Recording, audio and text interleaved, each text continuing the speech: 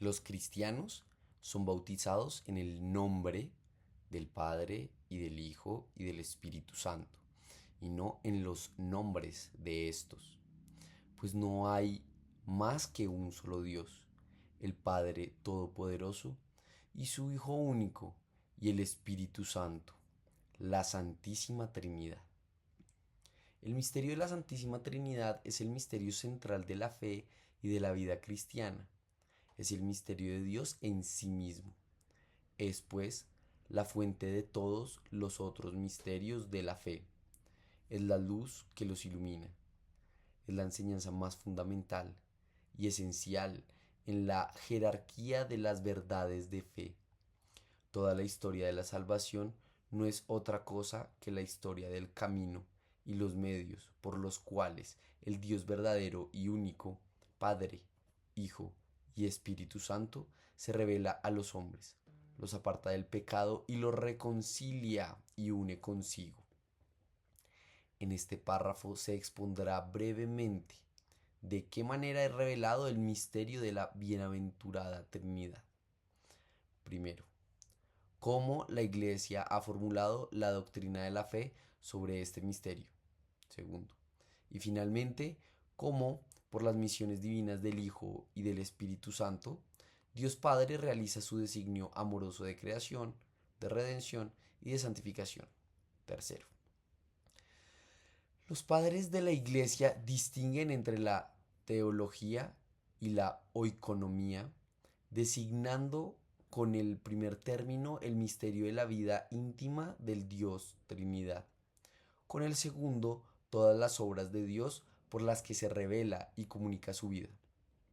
Por la oikonomía nos es revelada la teología, pero inversamente es la teología la que esclarece toda la oikonomía. Las obras de Dios revelan quién es en sí mismo e inversamente el misterio de su ser íntimo ilumina la inteligencia de todas sus obras. Así sucede analógicamente entre las personas humanas. La persona se muestra en su obrar y a medida que conocemos mejor a una persona, mejor comprendemos su obrar. La Trinidad es un misterio de fe en sentido estricto, uno de los misterios escondidos en Dios, que no pueden ser conocidos si no son revelados desde lo alto. Dios ciertamente ha dejado huellas de su ser trinitario en su obra de creación y en su revelación a lo largo del Antiguo Testamento. Pero la intimidad de su ser como Trinidad Santa constituye un misterio inaccesible a la sola razón e incluso a la fe de Israel antes de la encarnación del Hijo de Dios y el envío del Espíritu Santo.